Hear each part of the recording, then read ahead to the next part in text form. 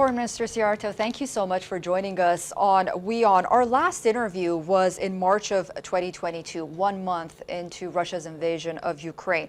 More than 500 days later, how likely is a clear-cut victory for either side? We have seen 1.1 million refugees arriving to Hungary, mostly torn apart families, and it's heartbreaking to see that mothers and the children have to leave behind the father, the husband, yes, without any knowledge whether they would see each other again. We have a significant Hungarian community living in Ukraine, 150,000.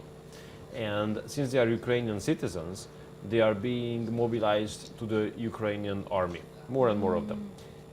And since they are mobilized to the Ukrainian army, most of them are being deployed to the front lines. And those who are being deployed to the front lines, unfortunately, they die. Most of them die. So we have a number of casualties already. And I have to tell you that we don't want any more people to die. Mm-hmm. We don't want any more Hungarian people to die, and generally we don't want any more people to die. But the longer this war takes, the more people will die for sure, unfortunately. Last Friday, Prime Minister Orbán said in an interview, quote unquote, Kyiv has lost its sovereignty and receives money and weapons from the West. That is why the conflict will end immediately as soon as the U.S. wants it. If the U.S. and the West end their support, do you think Ukraine will survive as an independent state? Well, this is our interest. I mean, this is Hungary's interest for sure, that Ukraine has to survive as a sovereign country, because the existence of Ukraine in our neighborhood between us and Russia is our national interest. But on the other hand, we have to see that it is the European Union member states who put together the money currently for the operation of the state of Ukraine.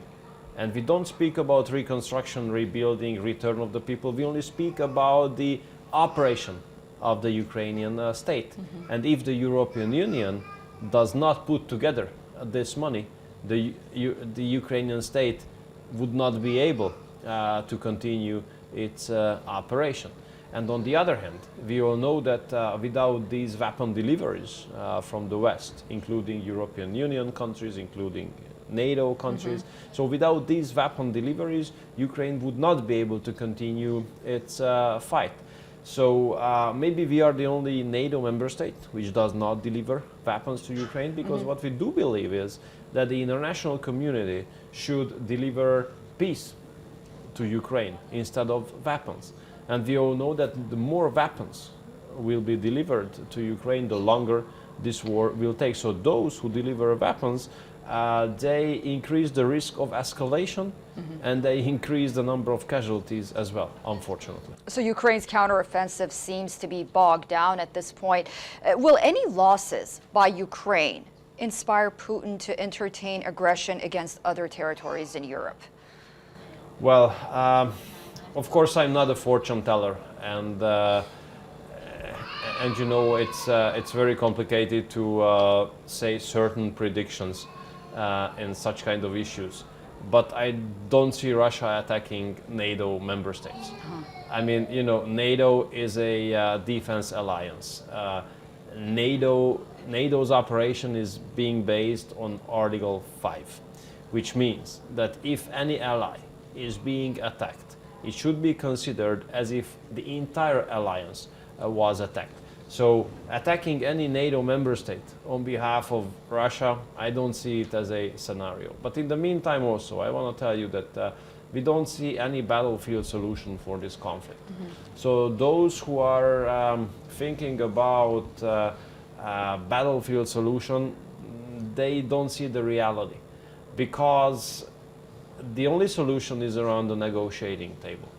And those who speculate that there should be better circumstances or better conditions to start negotiations, they don't see the reality either, because the situation for any discussion about peace gets worse and worse day by day.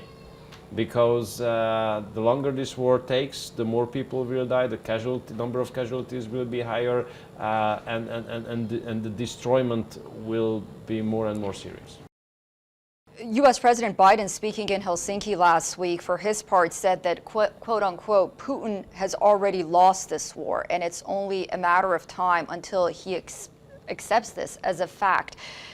Are NATO member states on the same page with that comment? Look, I would not like to speculate who feels what currently. What I know is that this war will not have a winner, that's for sure. This war will not have a winner. What we can do now is minimizing the loss. So the sooner this war comes to an end, the less loss we will have to be faced with. So therefore, I do believe that the Americans and the Russians should sit around the same table and should discuss this issue with each other. Because I do believe that an American-Russian agreement should be made in order to ensure a long-lasting, sustainable peace in our region. Without a US-Russia agreement, I don't see peace coming, unfortunately. Is this a proxy war?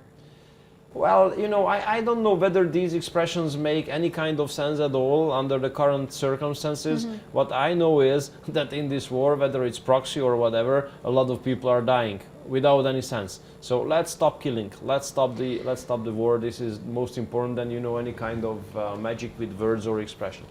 Does Hungary support a path for Ukraine's full membership into NATO? Look, we have a very, let's say, clear position that no country at war could be considered as a member of NATO. Exactly because of the Article 5. Yes. So in case a country at war is being accepted into the integration, into the alliance, that would mean that the whole alliance would be at war. And no one would like to see NATO at war, because if you see a direct NATO-Russia conflict, you see the outbreak of the Third World War without any kind of doubt. So therefore, as we were preparing for NATO's last week's summit, for us the most important goal was to keep the former decision of NATO valid, namely that NATO is not party to the conflict and NATO has to do its best in order to avoid being party of this conflict. So I think that was a very responsible decision, that Ukraine has not received the invitation, has not been given a schedule, and has not been given any date of joining NATO. Hungary has signaled that it's likely to back Sweden's NATO bid in the autumn. What led to the change of heart? Look, the government has always supported Sweden's membership into NATO.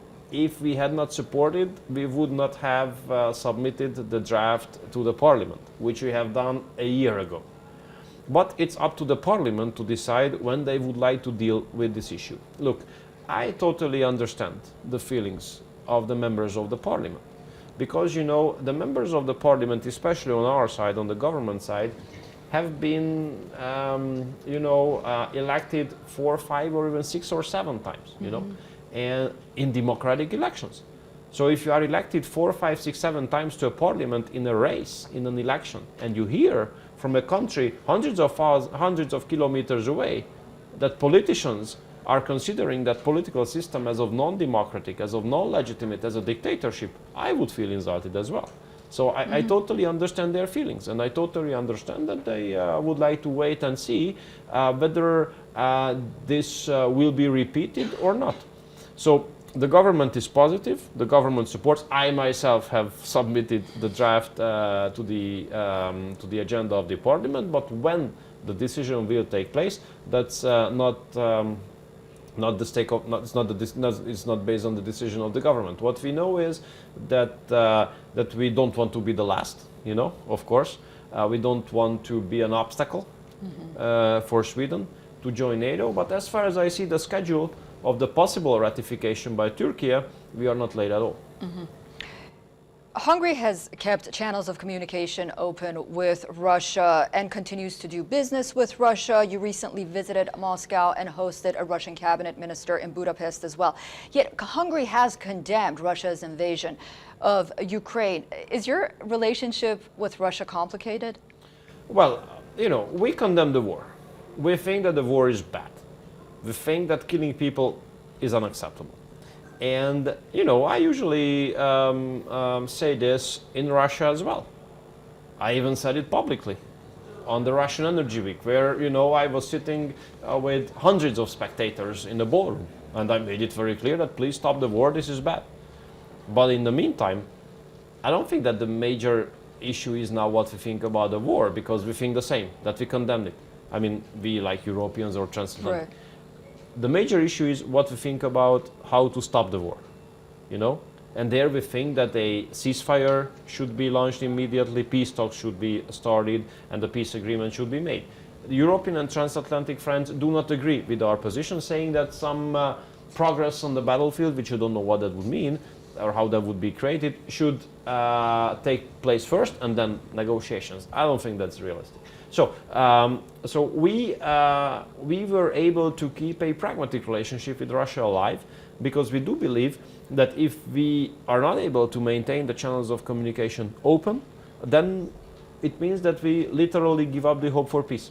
And we don't want to give up the hope for peace, especially not as a neighboring country, and especially not as a nation, members of which are dying in this conflict, as I told you at the beginning of this very interview. So we keep the channels of communication open, not to speak about the fact that based on reality, based on physical reality, and based on infrastructure, we are dependent on Russian energy deliveries.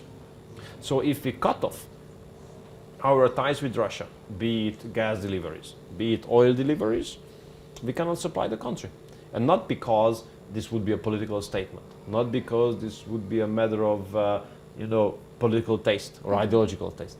This is because of physical reality. So as long as gas can only be delivered on pipeline, we are determined by infrastructure. And as long as oil needs pipelines, as oil deliveries needs pipelines, we need the Russian oil as well. So, and not to speak about the fact that we are building a nuclear power plant together with the Russians, which is a kind of long-term guarantee for our energy security. So therefore, we are not ready to give up these ties. Why would we? So this is a very practical, pragmatic relationship based on mutual, let's say, respect. And these relationships do not affect the sanction regime.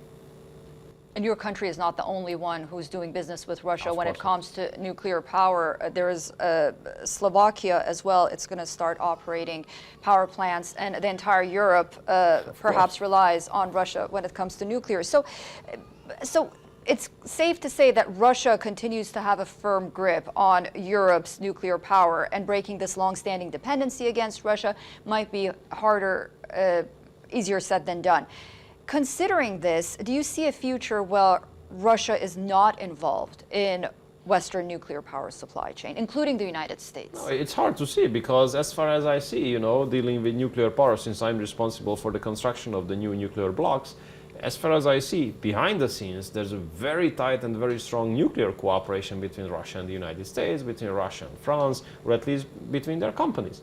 So, when I listen to these European and American statements bashing us for too strong relations with the United States, I just with Russia, I just laugh on them, because I see what is happening behind the scenes. And I see how the Western companies maintain their presence in Russia, and how hypocritical these Western voices are about cutting off the ties with Russia. They still take a lot of benefit out of making business with Russia, out of keeping the economic relationship with Russia and Russian economic entities. And getting rid of the Russian fuel, for example, when it comes to nuclear energy in Europe, it's impossible, physically impossible. So I understand that that ideologies or dogmatic issues would like to take over physical reality in energy, but it is simply impossible, physically excluded. So energy is not a matter of ideology, because you cannot heat with ideology. You need gas. And as long as you are determined by infrastructure, Russia will be a player. Not to speak about the following, that we are, of course, making steps in order to diversify. But for us, diversify does mean what it means by definition, namely that more sources should be included into your energy supply. And diversification for us does not mean that we should replace one source with another one. So we are not ready to get rid of the Russian sources, simply because physically it would be impossible to supply the country. Number two, the Russian suppliers are reliable, and we do not really have negative experience about the cooperation. So why would we give up a source if we don't know what comes as a replacement? How do you see the future of Europe's energy and Russia's dependence just in general? Look, I mean, facts count and figures do count as well. And if you, I mean, if you decrease your gas supply by 170 billion cubic meters by getting rid of Russian sources, on the other side, you have to build infrastructure for at least 170 billion cubic meters or equivalent. And if you look at the increased capacities of the LNG ports in Europe, for example, they're far away of being 170 billion. So I don't know how Western European countries see the future in this regard, but what we know is that the level of fillingness of our gas storage system currently compared to the annual consumption is around 25% higher than the European average. So I don't know about the Western Europeans, but what I know is that we are prepared, or we will be prepared for the winter in due course. Hungary continues to lobby against EU sanctions on Russia. It pursues energy deals with Moscow, as do other European countries, as we discussed. And you have refrained from sending weapons to Ukraine. You are expected to take helm and be at the helm of the EU as EU president in 2024. How do you think that will go? Well, we understand that there are some friends and colleagues of ours who are not really willing to see us taking over the presidency, but this is the rule. And you know, we are being bashed for so many occasions of breaking rule of law and, you know, not being perfect in democracy. And then, for some way, these friends and colleagues of ours would like to break the European regulations and you know, take Hungary out of the rotation of the presidency, which would be definitely against European treaties, European regulations, European rule of law, European democracy. So that's how hypocritical they are. When it comes to European Union, you know, we would like to see European Union becoming stronger, because because European Union has weakened a lot in the recent years. I mean, look at the figures. We used to be number 2 when it comes to share of global GDP. Now we are only number 3. We used to have a 22% share 13 years ago. Now we only have around 17%. According to some forecasts, in 10 years there will be only one EU member state which economy will be among the top 10 in the world. Although now we have 3 EU member states in G7. So you see that European Union has been weakening, and we don't see the point of turning around. So therefore we want to see European Union stronger, and we are ready to do anything in order to make European Union stronger. But what we do not agree with is the federalization. So we don't want to see United States of Europe. We don't want to see weak member states. We want to see strong European Union based on strong member states. Now, how member states can be strong? That they stick to their national specificities, their heritage, their religion, their culture, their history, and all this kind of stuff. So weakening the member states will not end up in a strong European Union, for sure. According to an article last week in the New York Times, left-leaning and centrist parties in Europe and the US are often out of step with public opinion when it comes to immigration. And so conservative and right-wing parties have become attractive to many of these voters who favor less immigration.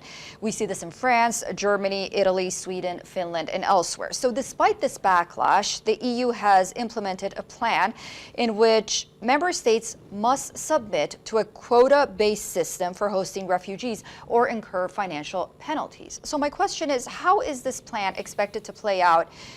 And how does Brussels expect member states to sell this plan to their people without political ramifications? So European Union, Brussels, has been carrying out a very dangerous policy on migration, because this policy on migration is basically an invitation for illegal migrants to come to Europe. And this migratory policy of Brussels is feeding the business model of the smugglers. And this policy is very dangerous from the perspective of our future, because we see that these migratory waves serve as a chance for the terrorist organizations to send their terrorists all over the world in a hidden way, including into these flaws. And we also see the parallel societies which have been created in Europe, where the very loud minority takes over the silent majority, which lives under threat. So this shows very clearly that European Union has committed a huge mistake when this liberal kind of migratory policy has been established. So therefore, we together with the Czech, Slovaks and the Polish have been opposing the obligatory quotas for a long time, and we were able to stop it. Now European Union has not forgotten about that, and they are pushing day by day, week by week, month by month for a decision to establish these obligatory quotas based on which all EU member states should accept these migrants, or at least pay if they do not want to accept these migrants. Look, this is against democracy, this is against sovereignty, because a sovereign country must have its own sovereign right to decide who would be allowed to enter the territory of that given country, whom not, with whom the people are ready to live together, with whom not. So our position is crystal clear. We continue to protect our borders, and we continue to stick to our own national right of making this decision who can enter our country and who cannot enter our country. And we will no way apply these kind of decisions which are now being pushed by Brussels. How do you see the future of Europe with the rise of more right-leaning conservative parties? Well, very positive. Yeah. We are a right-wing party as well. Right-wing, conservative, Christian democratic, patriotic. And we're happy to see our partner, our sister parties becoming stronger and stronger. And I do hope that next year, on the European Parliament elections, there will be a big turnaround in this regard. And I do hope that right-wing parties, conservative parties, patriotic parties will gain a lot of seats and will have a strong position in the European Union. Because what the European Union has been doing is insane. This is one of the most corrupt bodies of the world in politics, and they are, teaching, judging and lecturing sovereign countries, and they keep on criticizing and interfering, which is unacceptable. How do you look at India's approach to the Russian invasion of Ukraine? It has managed to have good relations with the West. Prime Minister Modi was in France recently. Before that, he was on a state visit here in the United States, but continues to also have pretty robust trade relations, at least with Russia as well. Well, I guess this is the interest of India. And if the government complies with the national interests, and if the government acts according to the national interests, then the people will support it, I guess. And we see that Prime Minister Modi enjoys a public support, and as long as he does so, his decisions are being, ratified by the people. And, there are always countries who like to judge and lecture the positions of ours. We are not like that. We always base our relationship on mutual respect. And we do believe that no one is more mature or no one is more smart to judge what is good for Indian people than the Indian people themselves. And the Indian people think that this is the right way, that Prime Minister Modi goes forward, then he will be re-elected. If not, then he will not be re-elected. So let's leave it to the people of that given country to judge what's going on in that given country. That's what we ask for all our partners and friends. Just leave it to us. Hungarian people are smart enough, they will decide. If they like what we are doing, they will continue to support. If they don't like what we are doing, they will decide in another way. This is what democracy is about. And how do you see Delhi and Budapest relationships given their historic ties? In 1956, Indian Prime Minister Jawaharlal Nehru negotiated with the Soviet under Nikita Khrushchev to save the life of Arpad Gönc, who later went to become Prime Minister of Hungary. Yeah, president actually. President. We respect a lot our relationship with India, and we do put a lot of efforts on further improving it, because we see that the Indian investors are playing more and more important role in global economy, especially automotive industry and IT, which are both determining from the perspective of our national economic performance. So therefore, we encourage the Indian companies to come to invest more and more. We just had a great meeting with the leadership of Apollo Tires very recently, and they are expanding their operations in Hungary. We see the trade has been growing as well. And what I think the most important is that our relationship is being based on mutual respect. So we can be sure that whenever I meet with Minister Jaishankar, we never discuss the domestic issues of each other. Maximum asking each other how are things going, and there's no desire to judge or to interfere, and that builds a very stable basis for a mutually beneficial cooperation, which we enjoy a lot with India. And finally, one last question. Yes. Since we are here at the United Nations and there was a meeting regarding Ukraine, how do you see the fate of the Black Sea Grain Initiative? Can Hungary perhaps be a mediator, considering the fact that you have good relations with Russia and, well, you're a European country? Well, if we are asked to mediate, we are happy to do so. But we are not strong enough to step up as a mediator by our own will. What I can tell you is that we consider the continuation of the grain deal extremely important. Why? Because these volumes of grain are missing from countries and regions which can be destabilized very easily. And once these regions or countries are being destabilized, further migratory waves break out. And if further migratory waves break out, then we Europeans are going to be under pressure again. And coping with two security-related challenges in the meantime, that will be well beyond our capacities, I think. Mr. Foreign Minister, thank you so much for joining us on WION. It was a pleasure speaking to you. Thank you so much for the interview. Thank you.